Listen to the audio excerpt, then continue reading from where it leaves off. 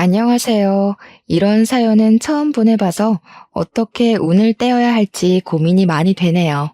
우선 저는 내년이면 딱 30이 되는 올해 29 새내기 부부예요.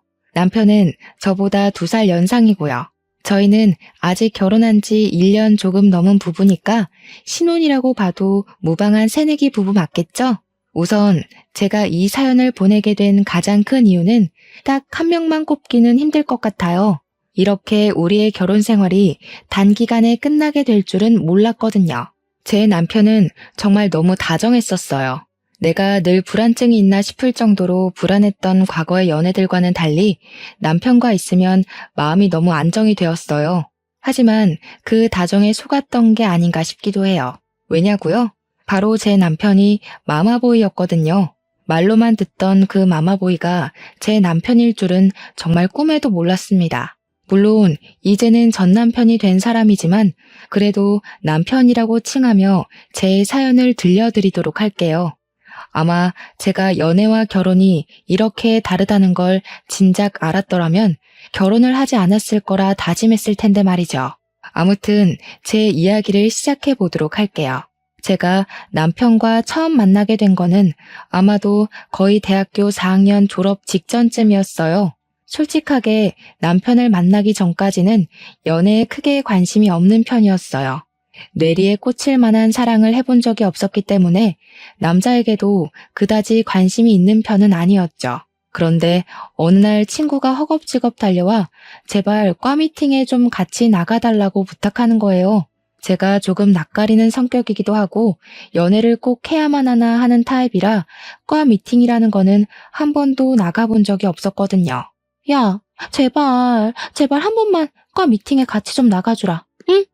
원래 같이 가기로 했던 친구가 사정이 생겨서 못 온다고 해서 그래. 나 엄청 낯가리는 거 알잖아. 싫어. 가서 어차피 말 한마디도 못 꺼낼 텐데 그럴 거면 왜 가, 내가. 아니야. 너 무언가를 꼭 하지 않아도 돼. 그냥 자리만 채워주라. 짝수가 안 맞아서 그래. 짝수가 안 맞으면 소개팅이 무슨 재미냐고. 다 무산되게 생겼어. 구제해주라. 제발. 이 차는 필수 참여 아니라면서 제발 부탁이라고 애원하는데 저렇게까지 사정을 하는데 내가 매정하게 구는 게 맞나 싶었어요. 그래서 결국 나가게 된 거였죠. 난생 처음 겪는 분위기에 눈알만 굴리고 있는데 제 시선을 가로챈 남자가 있었어요. 안녕하세요. 이름은 강현준이고요. 올해 25살입니다. 군대에 다녀오느라 복학을 하게 됐어요. 여기에서 제가 나이가 제일 많으려나요? 괜히 머쓱하네요. 잘 부탁드리도록 하겠습니다. 목소리까지 제 심장을 저격하고 말았던 거예요. 바닥만 보면서 떨리는 목소리로 운을 떼자 친구가 떨지 말라며 손을 잡아주더라고요. 소개하는 내내 그 남자의 시선이 느껴져서 더 떨렸던 것 같아요. 차마 눈을 볼 수가 없더라고요. 그렇게 신나게 놀다가 친구의 2차 강요는 없다는 말에 귀가하려는데 그 남자가 다가와서 연락처를 물어보더라고요. 그렇게 저희의 첫 만남이 시작됐던 거예요. 저희는 결혼만큼이나 연애도 빨랐어요. 한 달 정도 연락을 주고받고 연애를 하게 됐고 처음에는 미영 씨, 현준 씨라고 칭하던 호칭도 자기야 혹은 여보로 바뀔 무렵 청혼을 하더라고요. 연애하는 내내 너무 다정한 모습만 보여주던 남편이었기 때문에 결혼하고 나서 얼마나 더 잘해줄지 그 당시에는 기대만 잔뜩 품었던 것 같아요. 그렇게 저희는 순조롭게 상견례 날짜까지 정하게 됐어요. 남편은 저희 부모님이 혹시나 자기 아버지가 일부러 안 나오신 줄 알고 오해하실까 걱정이 됐는지 아버지는 어릴 때 돌아가셨다고 미리 알려줘서 부모님께도 말씀드렸어요. 저희는 그렇게 상견례를 하게 됐죠. 처음 뵌 시어머니는 저를 너무 예뻐해 주셨고 이래서 남자친구가 이렇게 다정하고 사랑이 많은 건가 하는 생각까지 들 정도였죠. 결혼을 준비할 때 집은 어떻게 해야 하나 고민하는데 시어머니께서 집을 해주시겠다고 하시더군요. 저는 요즘 집값이 하늘을 치솟다 보니 모아놓은 돈으로는 어림도 없어서 걱정이 많았는데 참 다행이다 싶기도 하고 너무 감사한 마음이 들었어요.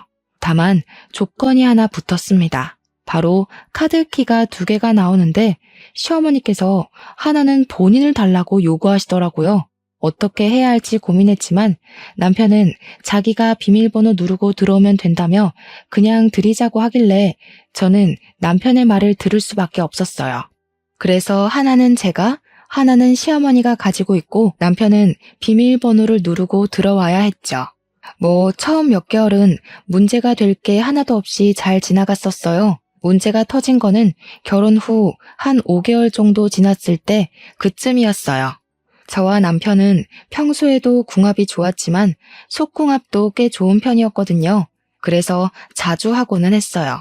그러다 보니 저는 외출을 하는 것보다 남편과 보내는 시간을 더 좋아했고 남편 또한 저와 단둘이 보내는 시간들을 너무 좋아했는데 한 달 정도 전부터 친구들과 약속을 잡았던 그날 사건이 터지고 만 거예요. 진짜 나가기 싫다. 여보랑만 있고 싶은데. 그런데 한 달 전부터 잡은 약속이라 오늘은 진짜 어쩔 수 없으니까 자기가 나 하루만 봐주라. 응? 나 진짜 금방 올게. 조금만 기다리고 있어. 걱정하지 마. 나 어디 안 가고 집에서 딱 기다리고 있을게. 너무 보고 싶을 것 같아 벌써부터. 도착하면 연락하고 집에 오기 전에 꼭 연락해야 돼. 혹시라도 취하면 데리러 갈 테니까 말하고. 그렇게 저는 남편과 인사를 나누고 친구들을 만나러 외출을 했죠. 매번 남편과 시간을 보낸다며 친구들이 만나자는 말에도 미안하다는 말로 거절을 몇 번 했더니 친구들이 서운하다고 하는 바람에 잡게 된 약속이었어요. 그 약속에 나오지 않았다면 이 사연을 보낼 일도 없었을까 하는 생각까지 들기도 해요.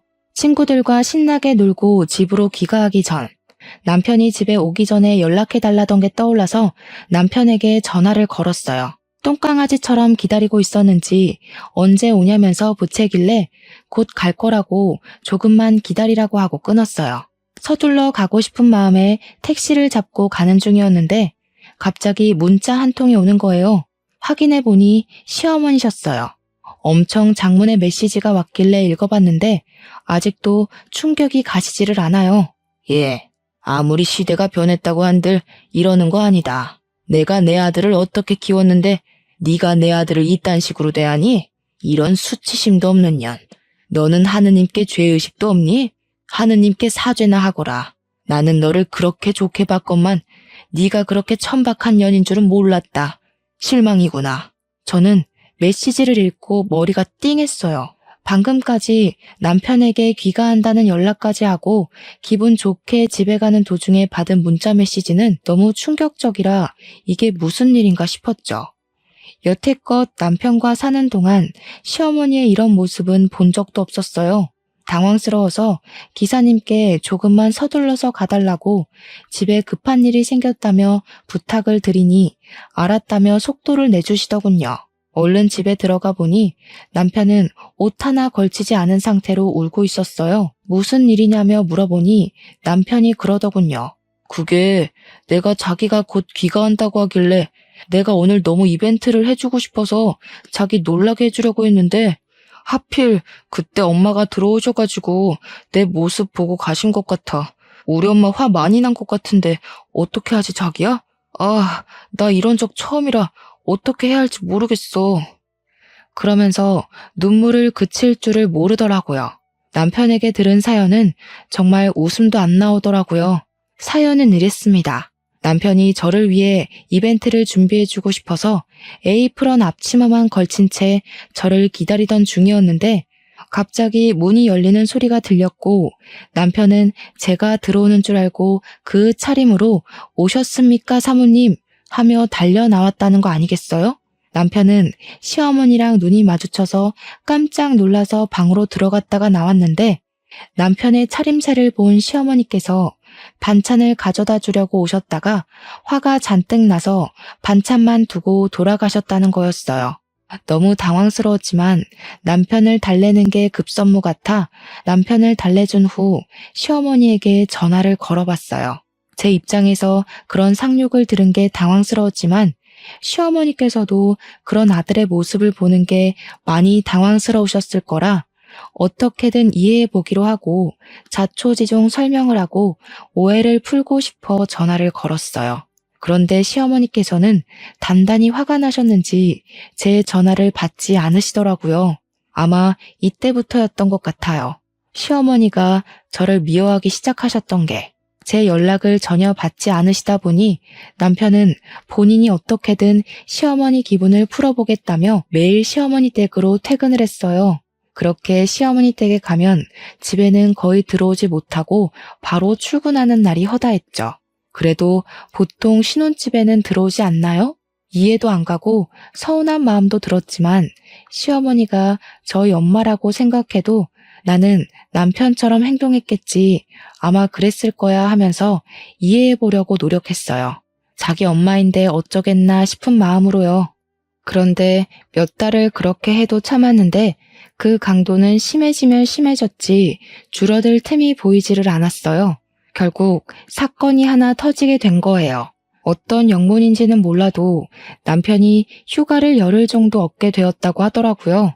최근 남편이 회사 일 때문에 바쁘기도 했고 시어머니 기분을 풀어드리겠답시고 집에도 잘 들어오지 않아 오래간만에 둘만의 시간을 보내야겠다는 생각이 들었죠.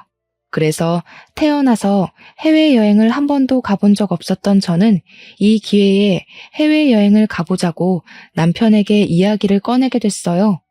저는 당연히 남편도 좋아할 줄 알았는데 제 착각이었더라고요.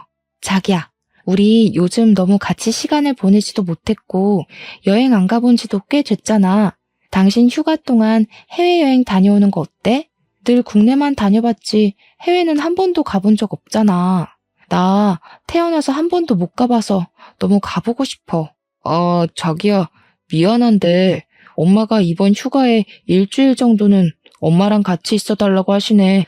엄마가 기분이 아직 안 풀리셔서 엄마가 하자는 대로 해야 할 것 같아. 우리 여행은 2, 3일 정도만 다녀오는 걸로 하자. 자기가 가자는 곳으로 갈게. 자기가 가고 싶은 곳으로 가자. 순간 머리를 한 대 맞은 기분이었어요.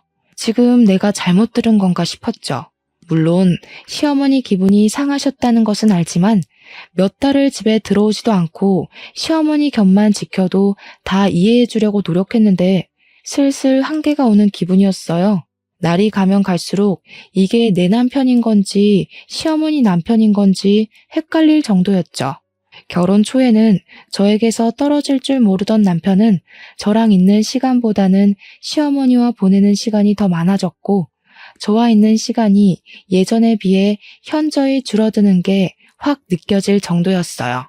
쉬는 날 시어머니네 가는 날이면 늘 주말 내내 자고 오기 일쑤였기 때문에 신혼집으로 귀가하는 거는 기대조차 하지 말아야 했고요. 그렇게 주말에는 늘 혼자 자야만 했어요. 남들이 연애를 해도 외롭다고 하는 감정이 이런 감정인 걸까 하는 생각까지 들더라고요. 너무 속상해서 혼자 울면서 잠든 나날들이 얼마나 많은지 몰라요. 결국 참다 속이 터진 저는 남편에게 전화를 했어요. 도대체 집에는 언제 들어올 생각이야? 집에 들어올 생각은 있어? 벌써 한 달도 넘었어. 이 정도 기다려줬으면 꽤 많이, 오래 잘 참고 기다려준 거 아니야? 더 기다려야 해? 당신은 나랑 결혼한 거야? 어머님이랑 결혼한 거야? 제발 하나만 해. 아니, 당연히 자기지. 무슨 말을 그런 식으로 하냐? 같이 못 있어줘서 서운한 거는 알겠는데 말이 좀 심하다. 우리 엄마한테는 나뿐이잖아. 이것도 이해 못해줘? 알아요. 결혼 전에 시아버지가 돌아가셨다고 해서 시어머니와 서로 많이 의지했겠거니 예상은 했지만 제가 생각했던 것보다 더 시어머니와 더 애틋한 것 같았어요. 하지만 그거는 결혼 전에나 그런 거잖아요. 애기도 낳아야 하고 한 가족의 가장인데 이런 식으로 굴면 안 되는 거잖아요. 제가 생각해도 나냐 어머님이냐 하는 질문은 제법 많이 유치했다는 것 알아요. 하지만 더는 참을 수 없었고 이런 유치한 질문까지 하게 만드는 남편도 열받았지만 남편의 대답에 더 화가 나고 말았죠. 세상에 가스라이팅도 이런 가스라이팅이 없었어요. 그렇게 한없이 다정하기만 하던 제 남편도 사라지고 한없이 저를 예뻐해 주셨던 시어머니도 안 계셨죠. 제 잘못도 아닌데 시어머니는 제가 어찌나 미우셨는지 그때부터 시월드가 시작됐어요. 평소에는 열쇠를 가지고 계셔도 늘 미리 연락을 주고 오시거나 초인종을 누른다거나 하셨는데 이제는 그런 기본적인 매너는 챙기기도 싫으신 듯 무단으로 열고 들어오시는 것은 기본이었어요. 그때부터 시어머니가 오실 때마다 늘 긴장이 됐어요. 예, 너는 집 꼬락서니가 이게 뭐니? 이 먼지 좀 봐. 이러니까 우리 현준이가 집에 가기 싫다고 그러지. 밥은 있니? 아이고, 이게 다 며칠이나 묵힌 거니? 반찬도 없지? 냉장고 정리는 또 왜 이렇게 안 하니? 으이그, 아주 네가 그러고도 여자니?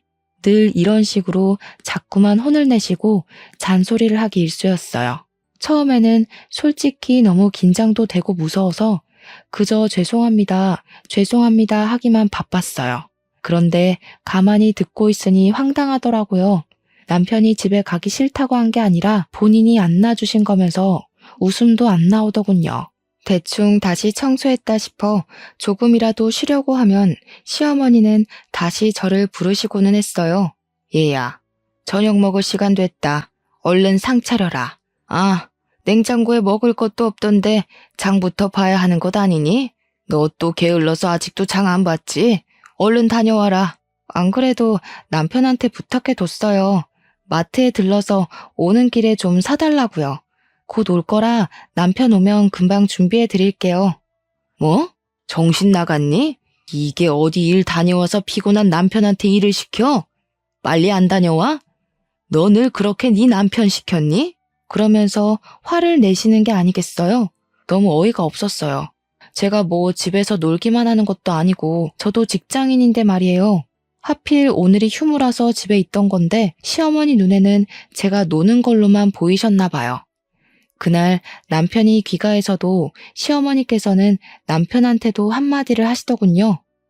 이놈의 자식아, 너는 내가 그렇게 가르쳤니? 어디 사내 새끼가 장을 봐오란다고 장을 봐와? 어? 그런 거는 남자가 하는 게 아니야. 요즘 세상이 어떤 세상인데 이런 차별을 겪어야 하나 싶어 너무 서러웠어요. 그래도 꾹 참고 요리해서 밥상 혼자 다 차리고 시어머니를 부르면 음식만큼은 좀 칭찬해 주실 줄 알고 살짝 기대했어요. 평소 엄마한테 배웠던 것도 있고 남편도 제 음식만큼은 맛있다고 해줬었거든요. 하지만 시어머니에게 낙인이 찍힌 저에게는 그저 꿈이었죠. 예, 너는 지금 이거를 먹으라고 만든 거니? 국은 짜고 얘는 싱겁고 쟤는 왜 이렇게 매워? 간이 하나도 안 맞네, 하나도. 여태껏 이런 거를 만들어서 애 먹이고 살았던 거야? 너는 이거를 말도 안 해주고 뭐 했니? 나는 맛있기만 한데. 진짜 맛있어서 뭐라고 안 한 거야. 괜찮은데 왜 그래? 자기야, 너무 신경 쓰지 마. 나는 진짜 맛있어. 거짓말했던 거 아니야. 얼씨구, 꼴값을 떤다. 내가 너를 그렇게 키웠어? 이게 뭐가 맛있다는 거야 도대체? 맛없다고 하면 네 마누라가 난리라도 부리니? 어? 아니면 네 혀가 어떻게 된 거 아니야? 정말이지 서럽다는 말로는 표현이 다 되지가 않을 정도였어요. 이렇게까지 요리 실력으로 비난을 받아본 적은 없어서 어떻게 해야 할지 모르겠더라고요. 그래도 시어머니니 어쩔 수 없이 죄송하다고 하고 밥상을 치워버렸죠. 하지만 그것도 못마땅스러우셨나 봐요. 아니, 지금 시어머니랑 제 남편 밥도 다 안 먹었는데 밥상 치우는 꼬락서니 봐라. 도대체 뭘 배운 거야? 왜 이렇게 버르장머리가 없니? 싸가지하고는. 어떻게 너는 만나도 이런 계집애를 만나니? 엄마, 제발 그만 좀 해. 맛있기만 한데 왜 자꾸 투집이야? 엄마가 맛없다고 뭐라 하니까 치우는 거잖아. 먹을 거야? 안 먹을 거잖아. 먹을 거면 왜 뭐라고 한 건데? 그냥 얌전히 먹으면 좋잖아. 남편 아니었으면 저는 정말 못 버틸 수도 있었겠다 싶었어요. 이 끝도 없는 트집이 그렇게나 밉더라고요. 그래도 이때까지는 남편이 제 편을 들어줘서 어떻게든 버틸 수 있었어요. 하지만 시어머니의 시월드는 여기에서 끝나지 않았죠. 꾸준히 저를 본인의 집에 부르시고는 했어요. 요리를 다시 가르쳐야겠다는 핑계로요. 간이 이게 뭐니? 다시 만들어라. 아니 나이가 몇 살인데 요리를 이렇게까지 못할 수가 있어? 심각하다 정말. 너 같은 애를 시집 보낼 생각을 한 너희 부모님이 대단하시고 좋다고 냉큼 시집 온 너도 대단하다. 저에게 뭐라고 하시는 것까지는 어떻게든 참았지만 부모님 욕에는 너무 서러워서 눈물이 다 나왔어요. 시어머니께서는 내가 뭐라고 했다고 우냐면서 뭐라 하셨지만 한 번 흐르는 눈물은 멈출 줄을 몰랐죠. 어머니, 저도 잘하고 싶어요. 그래도 나름 엄마한테 요리도 배워서 왔고 친구들도 다들 요리 잘한다고 해줬었고 남편도 맛있기만 하다고 하는데 괜히 너무 트집을 잡는 거 아니세요? 그렇게 펑펑 울자 시어머니는 당황해서는 아무 말도 못 하시더라고요. 하지만 그게 다일 줄 알았던 거는 제 착각이었고 시어머니는 저에게 청소까지 시키셨어요.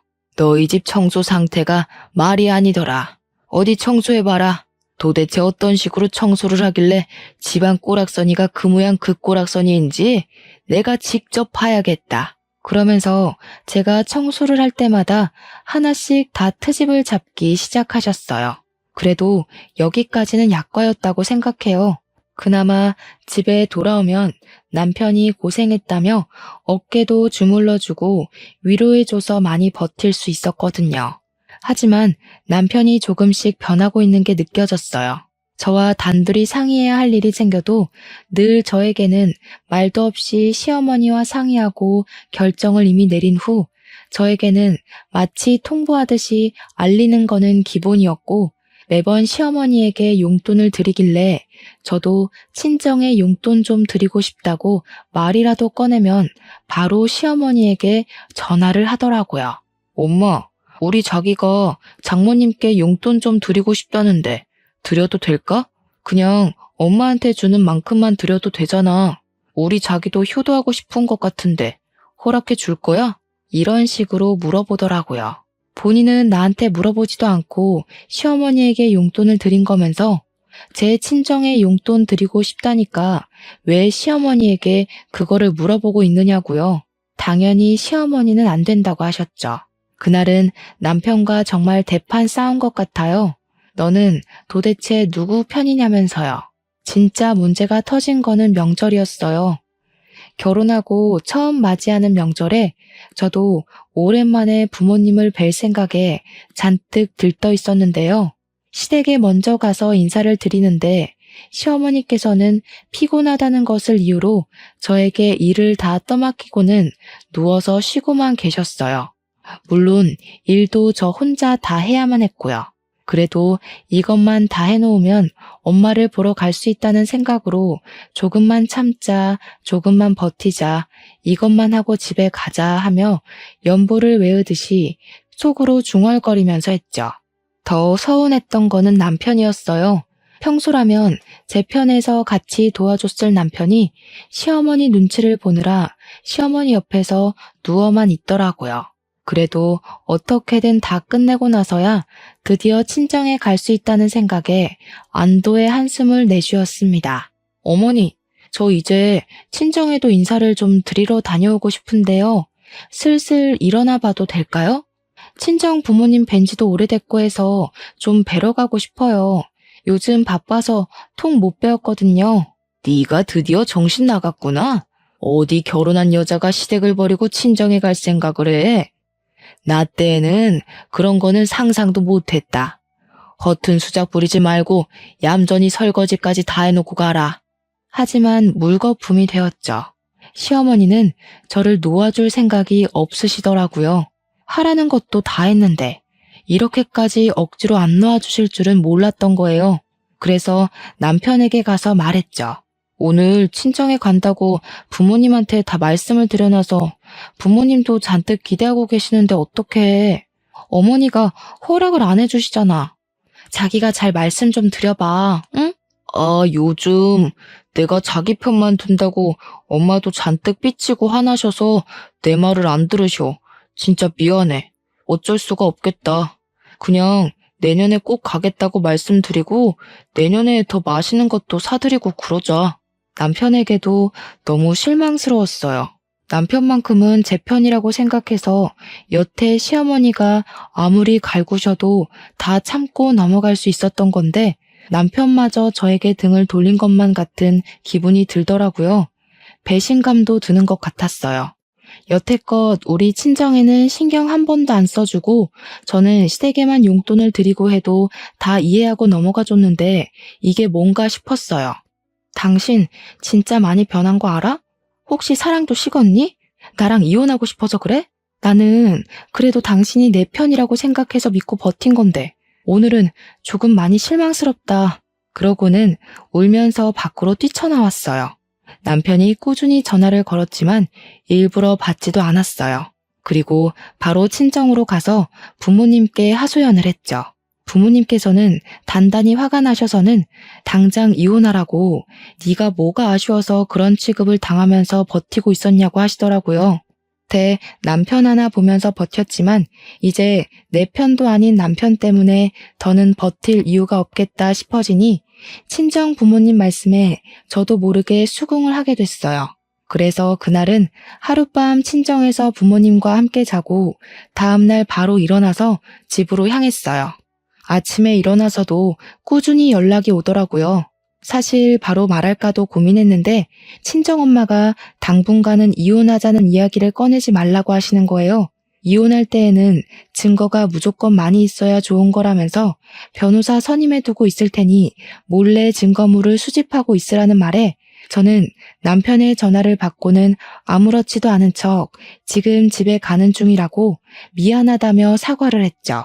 그러자 남편이 많이 놀랐었는지 안도의 한숨을 내쉬며 알았다고 얼른 오라고만 하더라고요.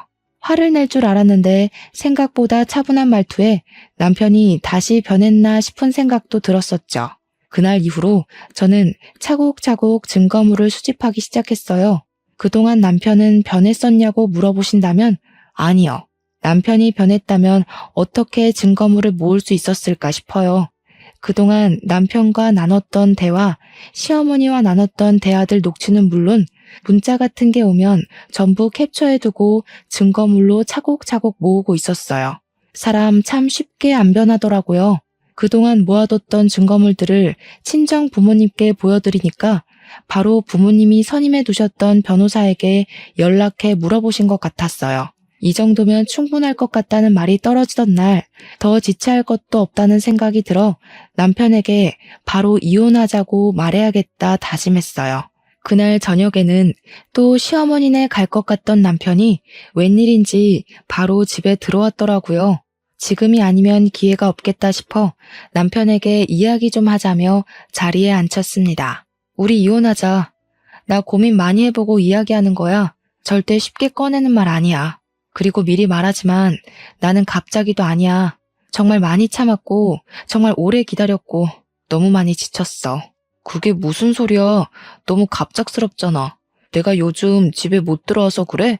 하지만 그거는 당신도 알잖아. 엄마 기분이 너무 안 좋아서 어쩔 수 없었다는 거. 내가 앞으로 잘할게. 엄마한테 더는 부르지 말라고 이야기해둘게. 제발 다시 생각해봐. 응? 아니, 그렇게 말하지 마. 나 이미 당신이랑 이혼하겠다고 마음 굳게 먹었고 가볍게 물을 생각으로 꺼낸 말 아니거든? 나는 곧 죽어도 당신 같은 마마보이랑은 못 살겠어. 당신이 이렇게까지 마마보이인 줄 알았으면 나는 당신이랑 결혼 안 했을 거야. 남편이 시어머니만 감싸고 도는 탓에 저에게 사랑이 식은 것만 같던 남편은 제가 이혼하자는 말에 그저 울면서 붙잡았습니다. 하지만 지칠 만큼 지쳤고 질릴 만큼 질린 저는 그의 말에도 전혀 흔들리지가 않았어요. 말을 꺼내기 전까지만 해도 이 사람이 붙잡으면 어쩌지? 붙잡으면 흔들릴 것 같은데 그러면 그때는 어떻게 해야 하는 거지 하는 고민들을 하고는 했었는데 쓸모없는 고민이었더라고요. 그리고 바로 짐을 싸고 친정으로 돌아갔죠. 돌아가니 변호사가 와서 부모님과 대화 중이더라고요. 저 결과 좋을 수 있겠죠?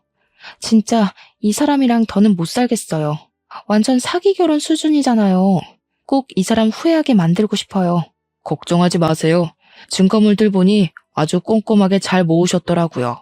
그 정도면 무조건 승산이 있습니다. 뼈저리게 후회하게 될 거예요. 고생 많으셨어요, 그동안. 제가 굳은 의지를 보이며 꼭 후회하게 만들고 싶다고 하니 변호사는 걱정하지 말라며 저를 다독여 주셨어요. 참 좋은 분을 만난 것 같아 다행이라는 생각이 들더군요. 그렇게 그날 저녁에는 변호사와 긴밀한 대화를 나누다가 변호사가 가시고 나서야 편히 쉬었던 것 같아요. 남편에게도 꾸준히 연락이 와서는 제발 다시 생각해보라고 했지만 더는 생각할 가치도 없고 생각하고 싶지도 않더라고요. 며칠 후 변호사에게 연락이 왔는데 다행스럽게도 기쁜 소식이었어요. 변호사의 말대로 저는 너무 고통받았다는 사실 또한 입증이 완료된 상태였고 재판부가 보기에도 이미 저희 부부는 답이 없다고 느껴진 것 같았어요. 원하는 대로 이혼을 하게 됐습니다. 그리고 변호사가 재산 분할 신청도 가능하다고 알려주신 덕분에 재산 분할 신청도 했었는데요. 다른 사람들의 사례를 보면 시어머니와 직접적인 고부 갈등은 아니어서 20%도 안 되게 받았다고 하던데 저는 시어머니께서 툭하면 집에 찾아와서 스트레스를 주시고 명절에도 혼자 일 다 하게 하면서 친정에도 못 가게 막으시고 본인 집 청소까지 시키는 둥 말 그대로 시월드가 뭔지 보여주셨고 남편 또한 시어머니께서 저를 괴롭히는 것을 뻔히 보면서 방관했기에 재판부가 보기에도 너무 악의적이라 느껴지고 답답하셨던 모양이에요. 결국 재산 분할 비율 40% 가까이 받게 되었네요. 변호사가 말하기로는 악의적으로 저에게 부당한 대우를 저지른 시어머니에게 또 따로 위자료 청구가 가능하다길래 이 악물고 버티면서 수집했던 증거들을 위자료 청구 소송까지 해내며 결국 2천만 원까지 받아내는 데에 성공했습니다. 그들에게 뜯어낼 만큼 다 뜯어낸 것 같아요. 어떻게 보면 제가 나쁜 사람처럼 보일 수도 있겠지만 그만큼 정신적 고통도 심했기에 재판부에서도 인정해준 게 아닐까 싶어요. 그저 그렇게 해피엔딩으로 끝날 줄 알았는데 제 착각이었어요. 그것도 거한 착각이요. 결과를 보고는 시어머니께서 어이가 없다는 듯 저를 찾아오셨습니다. 시어머니는 여전하시더라고요. 오랜만에 마주한 건데 인사도 생략하고 대뜸 화부터 내시더라고요.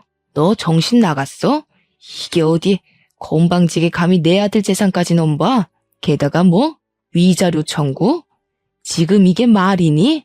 당장 취소하지 못해. 내 돈 당장 돌려줘 이 천벌 받을 년아. 오자마자 윽박을 지르시는데 마지막까지도 남편은 오지도 않고 시어머니가 혼자 오셨더라고요. 이 인간은 아직도 자기가 초등학생인 줄 아는 건지 너무 정이 떨어졌습니다. 결국 최대한 예의를 차리려고 노력했지만 다시는 보고 싶지 않은 마음에 예의고 뭐고 할 말은 해야겠다 싶더라고요. 어머님, 저 참을 만큼 참았어요. 어머님이 오해하셨던 그 상황도 제가 시킨 게 아니라 현준 씨가 이벤트를 해주겠다고 말도 없이 했던 일인데 왜 저한테 그러세요? 이게 어디 따박따박 말대꾸니?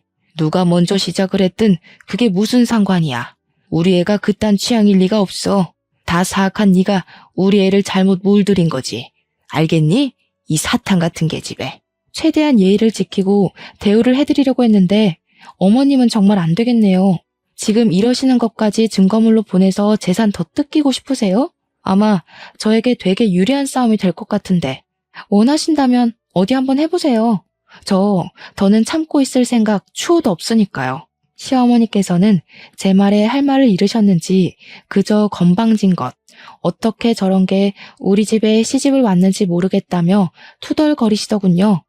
그러더니 남편에게 전화를 걸어 빨리 여기 와보라고 이 계집애가 나한테 어떻게 굴고 있는지 아냐면서 소리를 지르시는데 무슨 시트콤이라도 찍는 줄 알았습니다. 도대체 제가 뭘 그렇게 잘못했냐고요. 시어머니는 저에 대한 오해를 풀 생각이 전혀 없으셨던 것 같아요. 저만 어떻게든 오해를 풀려고 노력했던 거였죠. 그리고 어머니, 착각하지 마세요. 제가 먼저 꼬신 게 아니라 어머니 아들이 먼저 저 꼬신 거예요. 자꾸 제가 아무것도 모르는 순수한 아들을 꼬신 꽃뱀 같은 걸로 오해하시는 것 같아서요. 누가 먼저 꼬신 건데 아무것도 모르면서 저런 말을 뱉으시는 건지 영 기분이 상해서 이대로는 참을 수가 없겠다는 생각이 들어서 한마디 했더니 마치 분하다는 것처럼 씩씩거리며 돌아가시더군요. 시어머니가 집으로 돌아가시고 남편에게 문자를 한 통 남겼습니다. 당신은 어떻게 헤어지는 그 마당에도 이렇게 생각이 없니? 직접 와서 할 말을 하든가. 어머니를 혼자 보내는 게 말이 돼? 참 한심하다.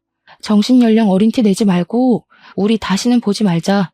그렇게 보내고 한 10분 정도 지났을까요? 시어머니에게 버르장머리 없는 게 정신 나갔냐느니 쌍욕이 날아오더군요. 너는 내가 아까는 봐주고 왔더니 그새 또 우리 아들한테 이딴 메시지를 남겨? 우리 애가 보낸 게 아니라 내가 너한테 따지려고 간 거다 이년아. 또 이딴 메시지 보내기만 해봐 아주. 또 시어머니에게 제 문자를 보여주며 여기에 뭐라고 답장하냐고 물어봤을 게 뻔했죠. 그 인간은 안 봐도 비디오였어요. 참 달라질 게 없는 인간들이다 싶어 더는 상종하고 싶지 않아서 차단했습니다. 결혼하기 전에는 이런 결말을 전혀 예상하지 못했었어요. 결혼 후 그이가 마마보이라는 사실을 알게 되었을 때에도 꾸준히 제 편을 들어줬다면 아마 저는 이 지겨운 결혼 생활도 끝까지 버틸 수 있다며 악착같이 붙어 있었을 것만 같네요. 하지만 다행인 건지 몰라도 결국 이렇게 이혼을 하게 되었습니다. 꽤 많이 상처만 남은 결혼 생활이었지만 연애할 때에는 그래도 남편이 참 많이 다정했었거든요. 시어머니 또한 연애 초반에는 저에게 너무 잘해주셨고요. 그저 본인 어머니에게 잘하는 편이라고 생각해서 우리 친정에도 잘해줄까 하고 기대했지만 그저 제 착각이었구나 싶네요. 이렇게 뒤늦게나마 이들의 본 모습을 알게 되어 다행이라는 생각 중이에요. 요즘 저는 이혼을 하면서 받아낸 돈으로 가게를 하나 차리게 됐어요. 뭐 큰 가게는 아니고 소소하게 동네에 카페를 차려서 운영 중이랍니다. 취미로 베이커리도 배워서 직접 쿠키나 빵 같은 것도 같이 판매하니 생각보다 장사가 잘 되더라고요. 덕분에 동네 친구들도 많이 생긴 것 같아요. 사실 어릴 때 책을 하나 읽었는데 꿈은 돈으로도 살 수 없다고 하는 걸 보며 커피를 좋아하는 저는 카페를 차리고 싶다는 꿈을 가졌어요. 하지만 결혼을 하게 되면서 그 꿈을 접었죠. 그런데 이렇게 이혼하면서 받아낸 돈으로 꿈을 이루게 될 줄은 저도 몰랐지 뭐예요. 중간에 전 남편에게 연락이 온 적도 있기는 했어요. 제발 다시 만나주면 안 되냐. 나는 너 없이 안 된다. 이제 엄마에게 의지 안 하겠다 애걸복걸을 하는데 그저 웃기더라고요. 전 남편이 안 그러겠다고 한다고 그게 고쳐질까 싶어요. 시어머니가 가만히 안 두고 둘둘 볶을 텐데 어느 누가 이 남자랑 결혼하려고 할까요? 아마 이 남자는 2번 다시는 재혼은 힘들 거라고 생각해요. 저희 부모님이 여기저기 동네에 소문을 다 내고 다니셨더라고요. 전 남편이 마마보이라 제가 엄청 고생했다면서요. 혹시라도 누군가가 만나겠다고 하면 격하게 말리라고 하셨다더라고요. 그 말을 듣고는 엄청 웃었던 것 같아요. 연락만 하면 다행인데 하루는 카페까지 찾아왔던 적도 있었어요. 왜 이렇게 연락이 힘들어? 제발 나 한 번만 봐주라. 응? 내가 진짜 잘할게. 당신이 원한다면 나 그냥 호적에서도 팔게. 엄마랑 연락 안 할게. 제발 용서해줘. 마마보이가 엄마를 포기하겠다는 말이 어쩌다 나오게 된 건지 참 의문이더라고요. 오래 살고 볼 일이었죠. 하지만 제가 그렇게 멍청할 리가 있나요? 이 남자가 고쳐져도 시어머니가 안 고쳐지실 텐데. 제발 그냥 돌아가 주라. 나 더는 당신 보고 싶지 않아. 여기 내 카페인 거 알지? 사람들이 다 쳐다봐. 이 동네에서 당신 인식 얼마나 더러운 줄 알아? 그냥 돌아가는 게 좋을걸?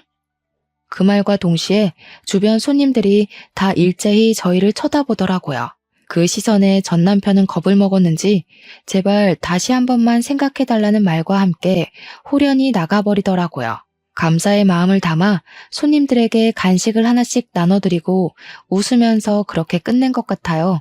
이후로는 시어머니도 전 남편도 찾아오지 않았어요. 소식이 끊겨서 어떻게 됐는지도 모르겠고 알고 싶지도 않더라고요. 차라리 잘 된 거죠.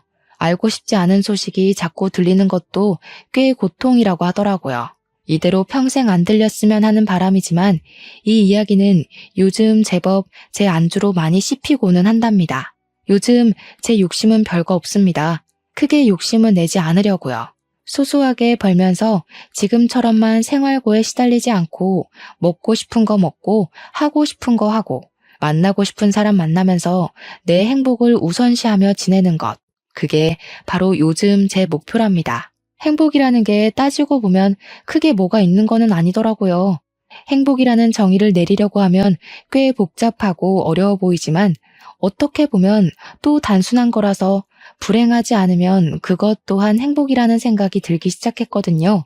제 마음속에서는 행복의 정의가 예전과는 참 많이 변화한 것 같기는 해요. 무엇보다 제가 이 카페를 시작하면서 친구가 꽤 많이 생겼거든요. 그게 또 새로운 행복인 것 같아요. 어릴 때에는 친구가 많이 없어도 괜찮다 생각했는데 마음가짐이 달라지네요. 결혼, 그리고 이혼이 저를 제법 성숙하게 만든 것 같다는 생각이 들어요. 여러분은 마마보이? 부모님 잘 모시면 좋지. 우리 부모님도 잘 챙겨줄 것 같은데? 너무 착하잖아. 그런 가벼운 생각으로 만나지는 않으셨으면 좋겠어요. 저도 그런 마음으로 이 결혼을 하게 되었었던 거거든요.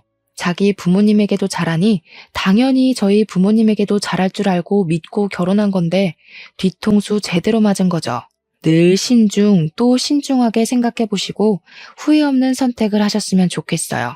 저처럼 상처받는 사람들이 더는 없었으면 좋겠다는 간절한 마음으로 이렇게 사연 보내봅니다. 세상의 모든 남자들이 아셨으면 좋겠어요. 결혼 생활이라는 거는 남편의 역할이 참 중요하다는 것을요. 저는 남편으로 인해 배로 상처를 받았고 마마보이는 본인 엄마에게 싫은 소리를 전혀 하지 못하더라고요. 혼자 극복해야 하는 상황은 내 마음에게 상처만 주는 일이니 꼭 잘 확인해보고 결혼하셨으면 합니다. 제 사연을 들어주셔서 너무 감사합니다. 모두 행복한 일들만 가득하시기를 바랄게요.